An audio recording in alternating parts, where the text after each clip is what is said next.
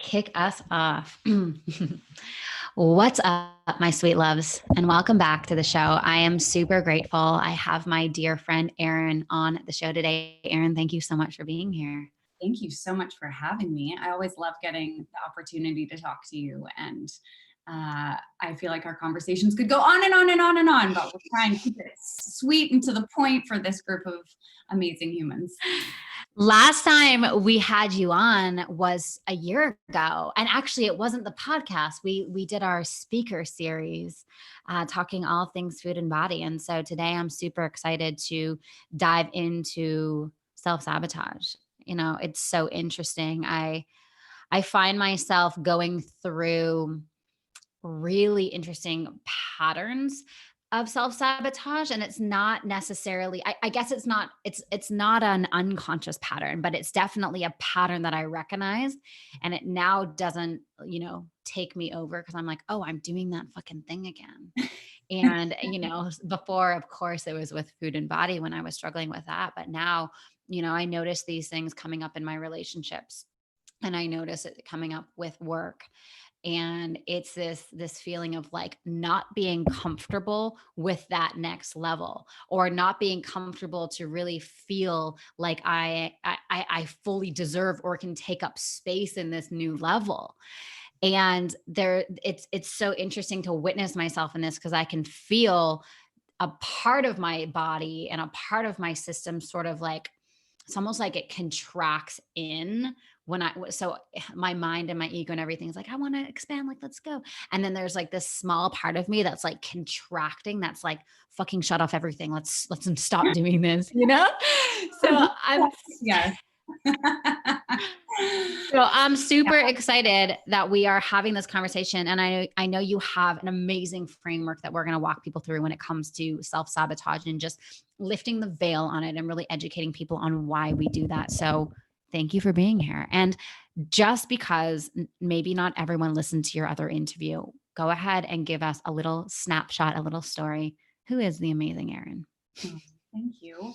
I'm very excited to walk everyone through sort of the four most common reasons that I see, in particular women, but it crosses both men and women, self-sabotage. And I am so interested in this topic because I have been, over the years, an expert at self-sabotage in so many different ways. And I didn't really realize or understand what I was doing. And I don't think a lot of people do until we shine a light on it and we become more familiar with what it looks like. So we'll dive into that.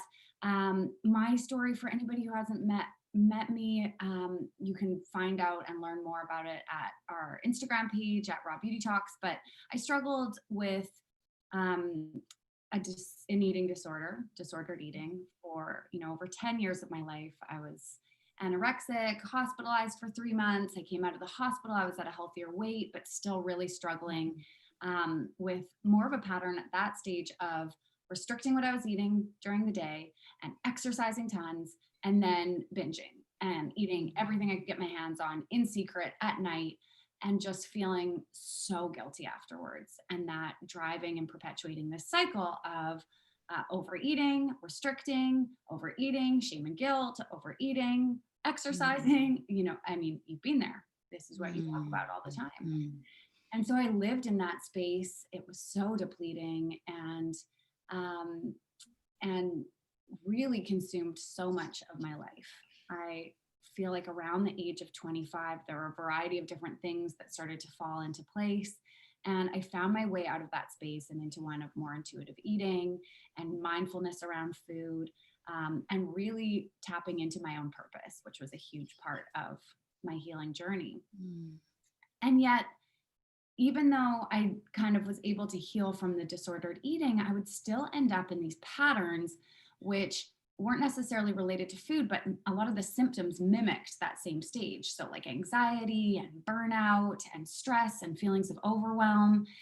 And so I was no longer channeling all of that into the food, but it was still showing up in my life and really causing some big problems. I mean, anybody who's been through burnout or who's perpetually in this state of overwhelm or stress knows that it is like being a barrel with a big hole punched in the bottom, and you just don't feel like you can ever really fill up and really energize and really tap into your full potential.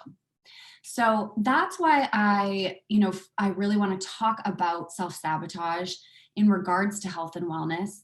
I think at this point in 2020, as you know, Sam, like everyone has so much information about what health and wellness and maximizing your potential and showing up as your greatest self. We all know what we should be doing in order to do that.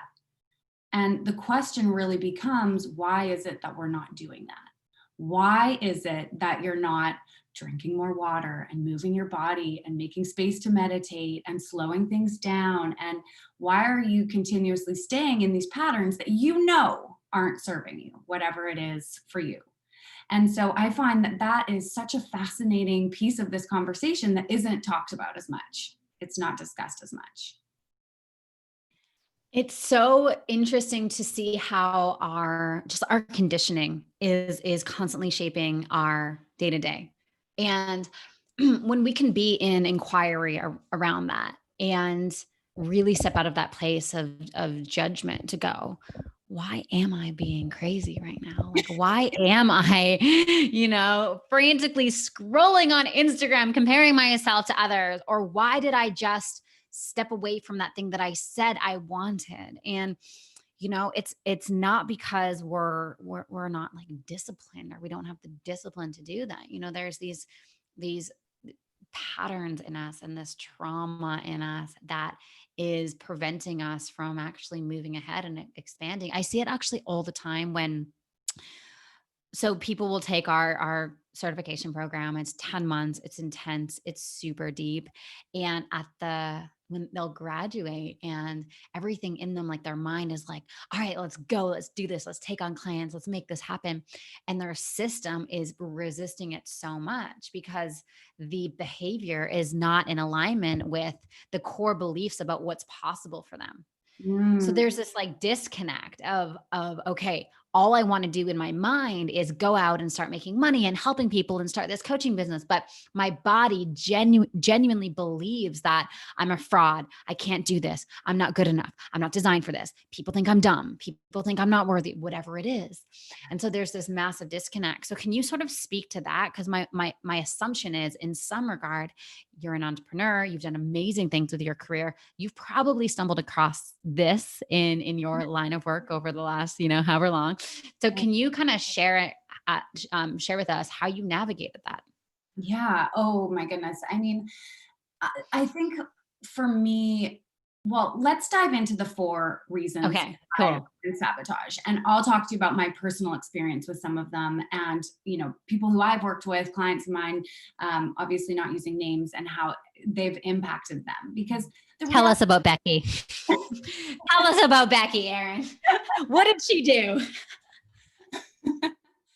I mean, the reality is that we have all self-sabotaged in some capacity. And usually when we think about self-sabotage, this word sabotage, we think of others sabotaging us, others sabotaging our success, like that coworker who keeps trying to like screw us over, or that parent who didn't set us up for success, or that teacher who flunked us out, or that competitor in our market who's like stealing our shit, and whatever it is. I mean, we can come up with a million, we can point a million fingers at other people, explaining, bless you.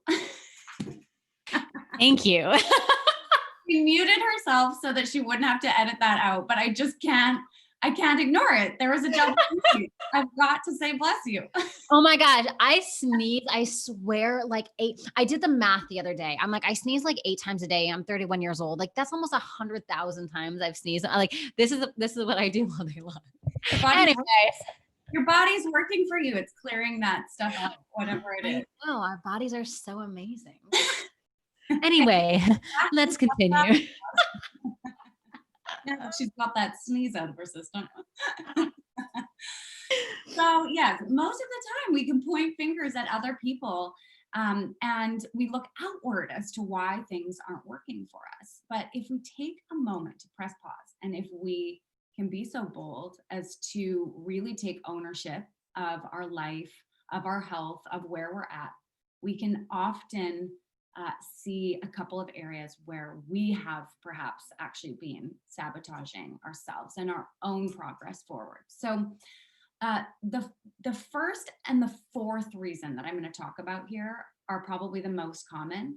And as you're listening to this, I want you to see if you can identify which one is most common for you if you were to self-sabotage. So the first one is that people are desiring of acceptance. We are hardwired to want to be loved, to be accepted, and to belong in a community and with others. This is going back to those times when we were living in a cave mentality, and when we literally had to be with groups of individuals in order to survive. And so if our growth, if our progress will potentially result in us disconnecting from our community, from our loved ones, we will sabotage even what we know is right for us in order to make others happy. So this was one where I figured out pretty quickly that I was doing this frequently, whether that was like choosing the clothes that I was going to wear, or joining in on gossip, even though I didn't necessarily feel the way that the rest of the group did. It's still participating in it. And after doing it, I would feel awful and totally out of alignment. So those are both examples of me letting go of something that matters to me, or a way of being that feels right to me, in order to fit in with a group. There was also a period after having my first child when I was doing some work and really reflecting on sort of high energy activities and low energy activities. I wanted to incorporate more reading into my day. So I was like, I'm going to just read for 30 minutes at the end of the day. Not that hard, should be pretty simple. I just wasn't doing it. I was not sitting down to read. Such a simple activity. I know that it's going to light me up. I know that it fuels me, but I wasn't doing it. And so I had to take a step back and ask myself, like, what is going on here right now? And I realized that after having my son, he was a baby that needed a lot of holding in the evening. So my husband and I got into this pattern of sitting on the couch, watching Netflix. I would be holding James, and we'd be hanging out together. And when he was at work, we were apart. It was this moment of connection that we had. And so part of me, even though I knew that, like, I don't even like watching TV, Sam. It is so depleting to me. I usually can't focus enough to watch one show. I'm like on my computer and on my phone and not really in the moment. Half the shows out there right now that are really good are like too traumatizing for my sensitive soul. So I'm covering my eyes half the time. Me too. I can't do it. I can't do it. All those oh God, anyways. So I realized that part of me was hesitant to stop this ritual, this moment of connection that I had with my husband.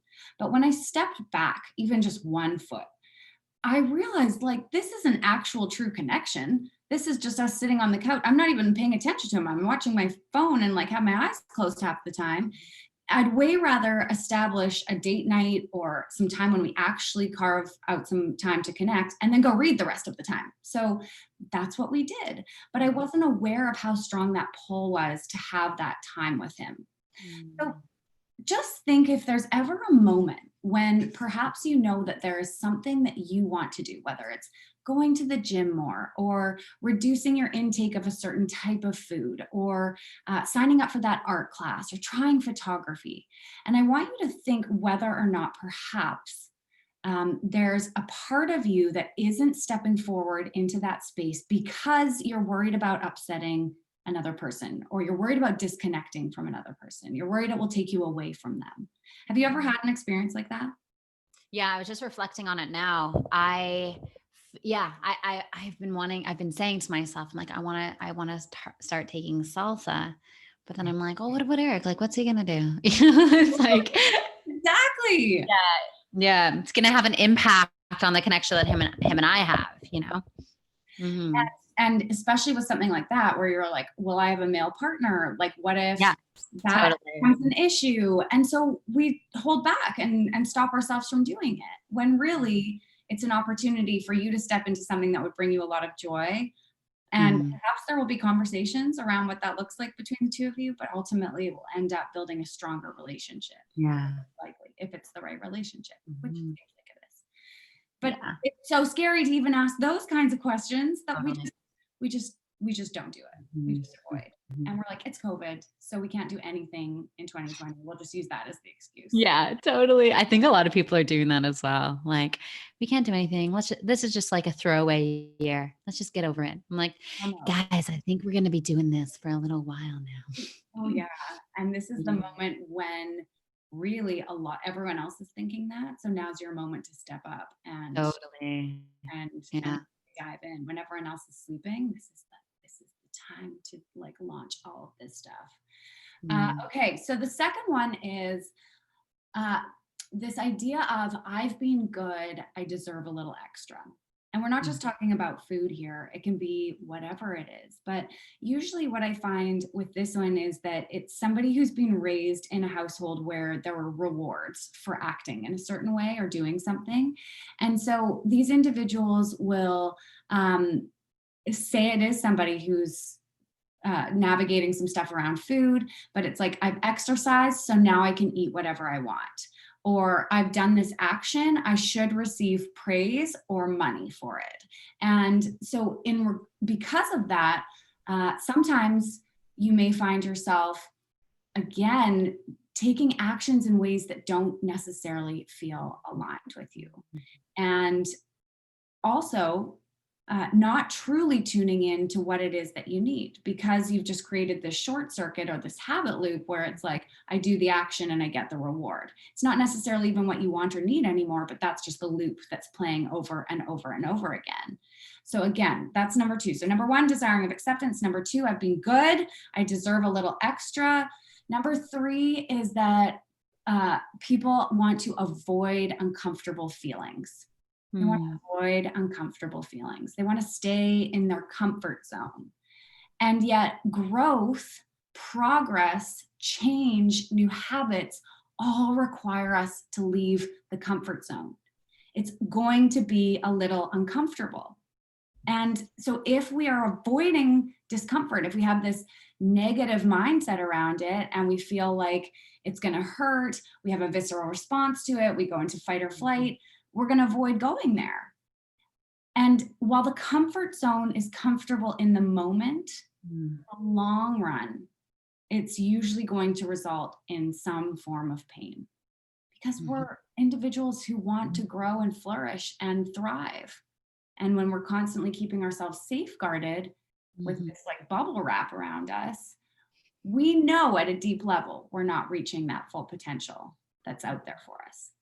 So avoiding uncomfortable feelings could be anything from avoiding the feeling of anxiety. Sometimes people who have anxiety tend to get into this pattern of either staying really busy because they want to avoid the feeling. So they just like pack their calendars and they're always moving and they can't sit still. That was my tactic for a really long time until I burned out enough times that I figured out a new pattern.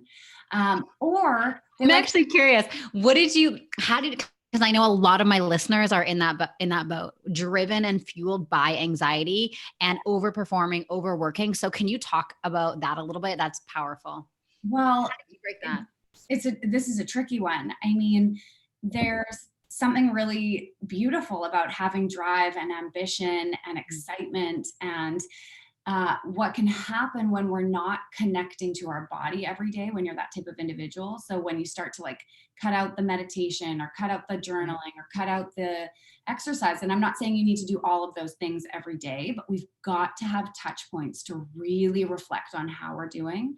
We get so freaking busy that we don't even see the warning signs coming. And I think a lot of people who've experienced burnout can say in hindsight, oh yeah, there was that little thing there. Or for me, it was like, actually started to lose my memory. I would be trying to record these webinars for a program and would have to have a script because I just couldn't tap into my thoughts anymore. I was like, oh, this is interesting, but power on, carry on. And then I got shingles and a cold sore. Shingles is like 70-year-old men get shingles, not 30-year-old women. And I still was like, okay, put the cream on. This is an inconvenience. Let's get better here. Cold sore is always my body's way of telling me that my immune system is shot. And then it started, when it really spiraled was these thoughts about me being a mom. I was 8 months postpartum on my last big burnout. And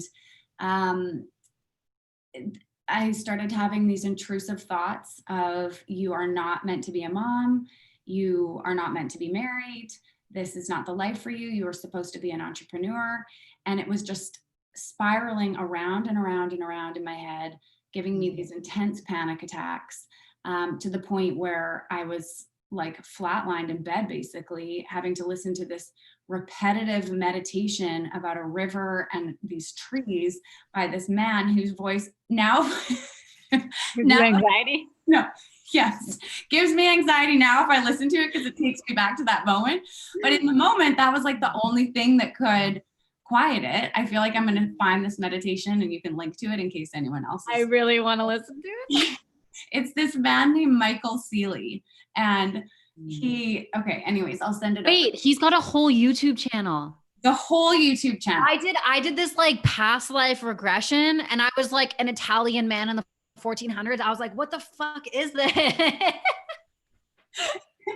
It's crazy. I listened to like this one recording approximately 100,000 times. Anyways, this is like a whole nother story. I ended up having to take anti-anxiety medication, lots of therapy. It was a whole postpartum like situation that happened. And I mean, I think for any of us who are in that cycle of round and round burnout, you do it enough and you would be crazy to continue down that road. Yeah. I'm still driven in the same way. I still have the same ambitions. I now just have a system in place that I have to follow for myself. And as soon as I start noticing like anxiety or overwhelm, it is now, I get so nervous of going back to that place that I immediately like pull back the reins. And for me, that looks like no alcohol, no coffee. I'm going to bed by 10:30. I'm saying no to more things, like any sort of extras. You just get cleared right out of my calendar. I am pretty consistent with my movement routine, but I do really low impact exercise now. I don't do what I used to do in my 20s, which was all like as much high intensity stuff as I could get. So, you know, over the years, I've just learned more and more about what works for me and what really doesn't work for me. And I've had to lean into all the different modalities in order to allow me to continue to work towards realizing my dreams and goals while still remaining safe and well in my body. That's so good. That's so good. I love it. Beautiful. Journey. It's a journey. I know you've been there too, right? Like you Yeah, that question was actually more for me than anyone else. I'm just kidding. What are you really doing over there? Yeah. Help, I'm dying. No, I definitely, entrepreneurship is a whole thing, as you know. And I think there's like, I like how you said that, like, just like pull up the reins and like recalibrate, because I find that I do that all the time. And I think it's so powerful to have those like indicators of like, am I going too far with this? Am I being driven by fear and anxiety? Because I can feel it in my body. And let me just take a step back. Let me recalibrate. Let me do like my simple checklist of like, am I connecting with myself? Am I not, am I not consuming too many stimulants? Is there something else that's going on? Have I nurtured my inner child? Because it can be so easy for like ambitious women like yourself and myself and many thousands of my listeners to just keep going. Like, let's just keep going for that next thing. It's like, what's the point? Like, are we missing the point by just going all the time? And I think the answer is yes, We are. We really are. We're missing the point. I love my drive and ambition, and I am proud of what I've been able to create so far and where it's led me. Am I proud of those moments when I completely burn out? And if I'm being honest, it wasn't just once I'm learning from it. It's been several times. And the answer is no. However, I will say that every single time it's happened, I've learned a little bit more.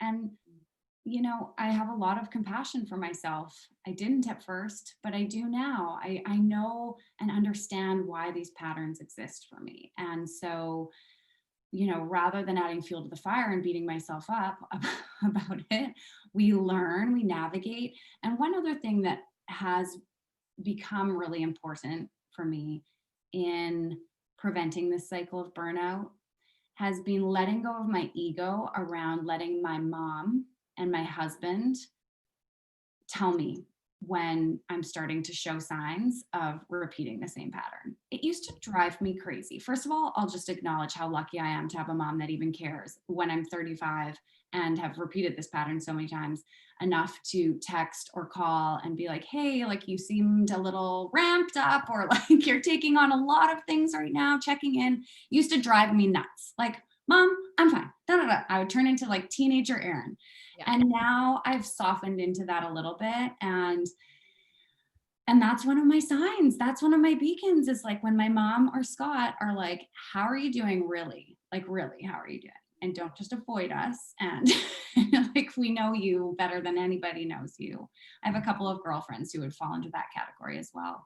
And so letting go of my ego and listening to those who care about me, who really care about me, reflect back when maybe I'm not actually serving myself as well as I think I am. So good. Yeah, that's so good. Eric does this too. And yeah, when he first does it, I can feel my ego just being like, you don't know me. Totally. Like from Maury, like I'd be that person. Oh yeah. You don't know me.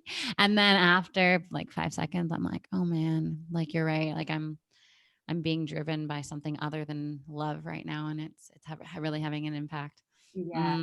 Oh, That's yeah. so good. All right. Number So 3. Have we done number 3? that's avoiding the uncomfortable feelings. And we were just talking about how it can be avoiding something like anxiety through keeping busy, or it could be avoiding anxiety by numbing out, the alcohol, the Netflix, whatever it is. We just kind of repeat that pattern because we don't want to go to the therapy, or we don't want to do the coaching, or we don't want to sit in meditation because it's just too uncomfortable.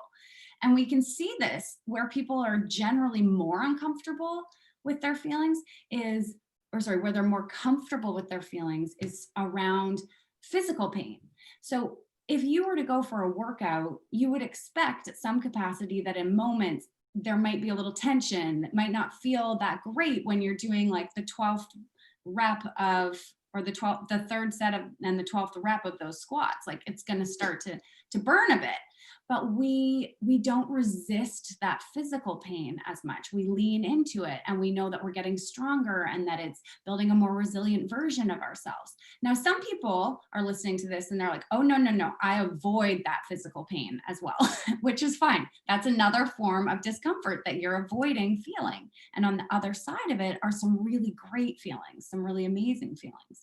But if we could look at things that feel emotionally or spiritually challenging in the same way, yeah, this is going to be a bit uncomfortable, but you know what? There's going to be some really great benefits on the other side.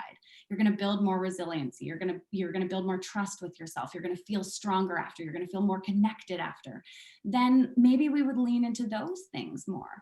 But we're not taught that in this society as much. Like that isn't, how many ads have you seen for different workouts or different gyms? I mean, everywhere we look, there's opportunities for us to strengthen and build more resilient bodies. But we don't see the same thing in regards to our emotional capacity, right? I love what you're doing with all the breath work, and I hope we start seeing studios and meditation studios that facilitate this type of thing, because we need that to be just as accepted and revered as the physical being and the physical wellness. So that's avoiding uncomfortable feelings. And that is a form of self-sabotage. Absolutely. Huge. And then number 4, which is just, I would say, as common as this one around desiring of acceptance. Number 4 is something else always seems more important. Something else always seems more important than you and your needs, than you and what will light you up. And women in particular are so good at this one. We will stack the neighbor's dog, the random person in our email who we've never met before, our kids' needs, our partner's needs, the boss's needs, that coworker's needs. We'll stack it all ahead of ourselves. And we get a lot of praise for this. We're told you're so good, you're so helpful, you're such an incredible employee. And I mean, the reward that we receive for doing this is really powerful. It keeps us going back for more. But we have to recognize that in doing this, we're just stacking a bunch of obstacles in front of our own path to feeling our best, to being able to show up as our best self. And one of the reasons that we're doing that, I mean, for all of these, it all stems down to fear. It all stems down to a fear of not being enough, a fear of not being loved. And so if we have that fear, that truth that we're holding within us, we go out into the world hoping to prove that to be correct. And so in some cases, people get really good at stacking a million things between them and their goal.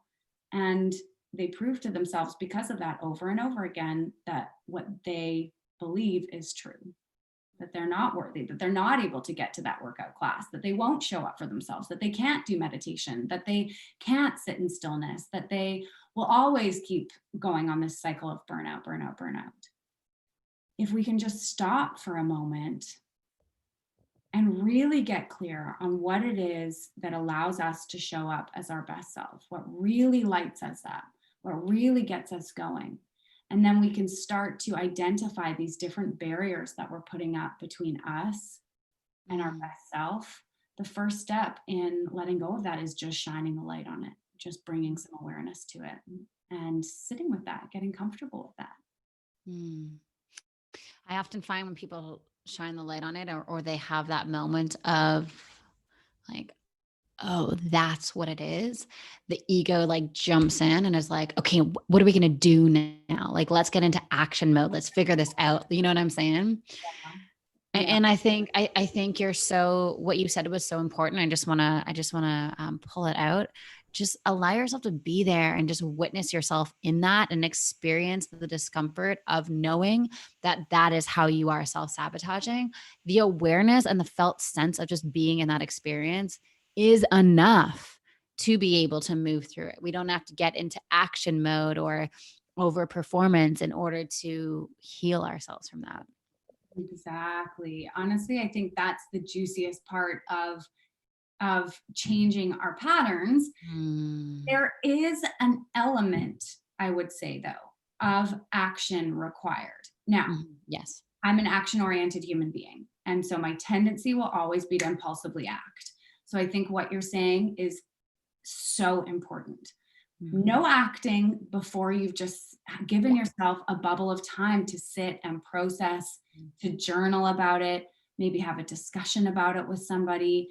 Like, let's put a 48-hour bubble around this awareness that perhaps you've just gathered before we take any action, just to really sit in it and marinate in it. And then from there, once you've realized, okay, I'm doing this thing, I'm not creating time to read because I think that my husband needs me sitting beside him while he watches Narcos, even though my eyes are closed all the time. Can I bring some conscious awareness to this pattern that I'm in and make some shifts and changes? Can I show up for myself and again feel the discomfort that possibly comes with that, but do it anyways? Just starting to create that new pattern, that new action, that new rhythm can be uncomfortable. It can be, but it gets easy pretty quickly as you lean into it. This is so good. I love that. Everything you shared was so actionable. I appreciate that so much. So I would encourage everyone to just take a few moments after you listen to this podcast and just journal this stuff out. How are you showing up in these 4 areas? Can you just go over them one more time? So in case people missed it, or that'd be awesome. Let's keep it top of mind. So the first one is that you're desiring of acceptance of others. So if there's a chance that you might disappoint somebody, that you might disconnect from them, that they might not like what you're doing, that they might feel threatened by what you're doing, you're just going to stay exactly where you are. The second one is, I've been good, I deserve a little extra. The third one is that you want to avoid uncomfortable feelings. And the last one is that something else always feels more important. Mm, so good. So good. This is so incredible. So now when we are going through these patterns of self-sabotage, rather than going, oh God, why do I always do this? Filter it through this framework and do the self-inquiry. Add a lot of compassion, add a dose of compassion on there, and allow yourself to navigate through this because it's so powerful. Thank you so much for sharing that. Thank you so much for opening up the conversation and holding space for people to really have this powerful inner dialogue and Mm. discussion. There aren't a lot of spaces that really support people in doing that. And you do such a beautiful job of it. So it's amazing. Thanks, girl. How old are your kids now? They're 5 and 3. Oh my gosh. James is 5. He's 5. Can you believe Oh it? my He's in gosh. kindergarten. He's started school, and Mm. Brooklyn is 3. They're both completely opposite children, and they're just, I don't know, the best. Who's more like you? Oh, well, they both have a combination of Scott and I, for sure. I think that, I mean, Brooklyn is a bit more like me, just in that she loves like make believe, and she's just, being in the work that I was in, I was like, I can't wait to have a tomboy boy. My mom's like, not a Yeah. tomboy, but she loves sports. She's Yeah. makeup. Yeah. I'm Yeah. like, my daughter will probably be like my mom, and I can't wait to embrace that. And with Raw Beauty, we talk about so much about the pressures placed on us by society. And so I was like, I want her to have gender neutral room and blah, blah, blah, blah, blah. Anyway, Yeah. Yeah. this girl she will not wear anything other than pink. It's got to be frilly and tutus. She walks around like breastfeeding her baby doll all day long. She doesn't want to leave the house. She doesn't like the outdoors. She just wants to play make believe Oh my gosh. and watch Elsa. And I swear, because I will share little bits of them. Usually once a week, I'll share something with my kids. And other than that, my family life remains my family private life. Mhm. But once a week, I'll share, a little something of them. And the number of messages that I've got from women being like, why do you always dress her in pink? Or like, I can't believe you did pink and blue rooms. I'm like, I'm sorry, but my daughter loves pink and my son loves blue and he loves sports and skiing and she loves. You're like, get off me. Oh my gosh, that's too funny. I'm aware, but these are the children I was given. And the most important thing for me is that I hold space for them and what they love to do and their personal interests. And I so, think that, that as a parent it's such an environment for growth. And that if we could also do that for each other, like letting each other be exactly who we are without these societal limitations or conditions or whatever it is, like just let your freak flag fly. Speaking of social media, Erin, where can we find you? What are you up to? Give us a little update. you can always come say hi over on Instagram at Raw Beauty Talks. I love it. I love it when people send me a message. I would love to know if you're still listening at this point, what your biggest aha moment or takeaway was from this conversation that we've had. Send me a DM, or we'll share it over on our social, write a comment or a note. I would love to meet you. But yeah, I'm over on social. You can find all of our other information and all the stuff that's going on at rawbeauty.co. Rawbeauty.co. Beautiful. And we'll pop those links down below. Amazing. Thank you, Sam. Thank you so much. I'm so grateful to have you here. And thank you to everyone listening. And we'll see you next week for another episode. Bye for now.